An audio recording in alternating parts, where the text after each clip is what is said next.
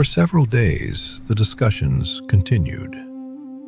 Inside Medina, two communities sat together, not upon a battlefield, but around a conversation. The delegation from Najrān had traveled hundreds of miles to seek understanding. The Prophet welcomed them with courtesy. Though they differed in belief, they were treated with dignity and respect. Their discussion centered upon one man, ʿīsā, the son of Maryam. Who was he? What was his mission? And what was his nature? These questions lay at the heart of their dialogue. The Quran speaks of Isa with great honor. His birth was miraculous. His mother, Maryam, was chosen above the women of her time. By Allah's permission, Isa performed miracles. He healed the sick.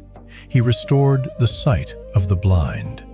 And by Allah's permission, he raised the dead.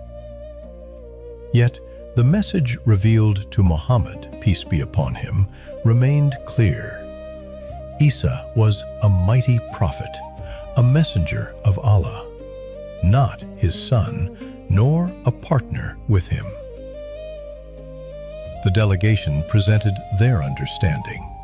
The Prophet answered with revelation, patiently, respectfully. The conversation continued hour after hour. Each side listened, each side responded, yet neither side changed its position. As the days passed, it became clear that words alone would not resolve their differences. The delegation remained firm. The Prophet continued to present the message entrusted to him. Then another revelation would descend, one that would transform this discussion into one of the most remembered moments in Islamic history. But that story belongs to the next chapter.